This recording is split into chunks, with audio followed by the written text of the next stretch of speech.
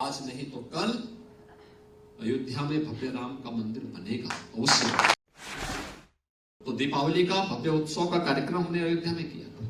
वो आज वहां का एक राष्ट्रीय उत्सव बन चुका है, अयोध्या का दीपोत्सव। ये हमारा सौभाग्य है कि उसमें गत वर्ष प्रधानमंत्री जी का आगमन हुआ था। इस वर्ष 54 देशों के राजदूत उस कार्यक्रम में भागीदार बने थे। यानी अलग अलग वर्ष अलग अलग देशों के लोगों के साथ ही आज वहां उत्तर प्रदेश का एक बड़ा इवेंट बन चुका है। मैं वहां तो जाऊंगा ही, लेकिन क्या अयोध्या में कोई कार्यक्रम हो सकता है? क्योंकि दीपावली का उत्सव प्रभु राम के आगमन का उत्सव है। तो स्वाभाविक रूप से मुख्यमंत्री होने के नाते मेरी ये जवाबदेही थी कि अयोध्या को हम अयोध्या की पहचान देना है। और मेरा पहले दिन से दृढ़ विश्वास था, आज नहीं तो कल अयोध्या में भव्य राम का मंदिर बनेगा अवश्य।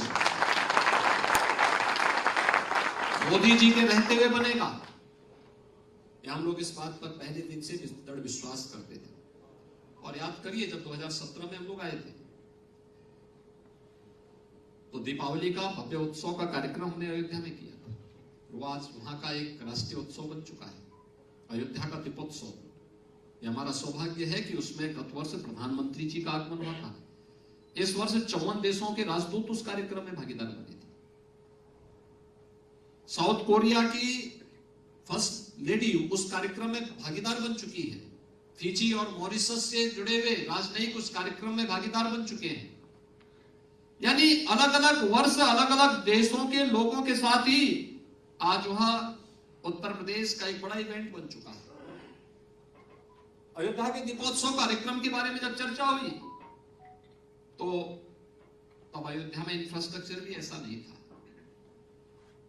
लेकिन हमें उस समय भौतिक इंफ्रास्ट्रक्चर नहीं देखना था, उस समय तो आस्था देखनी थी। हमारे अधिकारीगण आए थे, उन्होंने कहा कि हम दीपावली में आपको विश करने के लिए आना चाहते हैं। मैंने कहा मैं दीपावली में लखनऊ नहीं रह पाऊंगा, क्योंकि मुझे कुछ ट्राइब्स के बीच में जाकर के वहां कार्यक्रम करने होते हैं। मैं कई वर्षों से वहां जाता हूं, उन्हीं के बीच में जाऊंगा। तो प्रश्न उठा कि फिर क्या होगा। मेरे मन में भी उत्सुकता थी कि भाई मैं वहां तो जाऊंगा ही, लेकिन क्या अयोध्या में कोई कार्यक्रम हो सकता है? क्योंकि दीपावली का उत्सव प्रभु राम के आगमन का उत्सव है। दीपोत्सव के आयोजन को कैसे हम कर सकते हैं? तो मैंने अपनी एक टीम भेजी अयोध्या। मैंने कहा देखो, सर्वे करो क्या होता है, लोगों का मानस में क्या है। सरकार प्रदेश में भी हमारी है, केंद्र में भी है। स्वाभाविक रूप से पूज्य संतों के द्वारा प्रश्न पूछा जाएगा, राम मंदिर का क्या होगा? ये मामला सब जुडिस है, कोर्ट का मामला है, क्या हम समाधान का बताएंगे? लेकिन कार्य करना है तो करना है, हम जवाब देंगे, चुनौती से भागेंगे नहीं। और यही बात सामने आई जब लोगों ने मुझसे पूछा। मैंने वहां पे कहा, मैंने कहा कार्य योजना बननी चाहिए, सब कुछ होना चाहिए। मुझसे पूछा गया कि भाई आप दुर्गति कराने जा रहे हैं। मैंने कहा दुर्गति सही चली प्रभु के बहाने कुछ तो होगा भाई, सदगति नहीं तो दुर्गति सही, लेकिन कुछ तो होगा।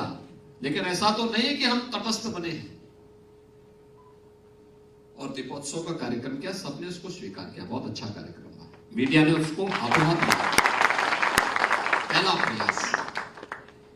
इससे पहले हम लोगों ने विश्वास जगाने के लिए वहां पे विद्युत की आपूर्ति की। 3 से 4 घंटे अयोध्या में बिजली मिलती थी, आज 24 घंटे बिजली है। पर्व और त्योहार, रामनवमी का पर्व मुख्यमंत्री बनने के कुछ ही दिनों के बाद आया। तो लोगों ने कहा क्या व्यवस्था, मैंने पूछा वहां पे क्या व्यवस्था, उन्होंने कहा साहब व्यवस्था तो कुछ नहीं होती।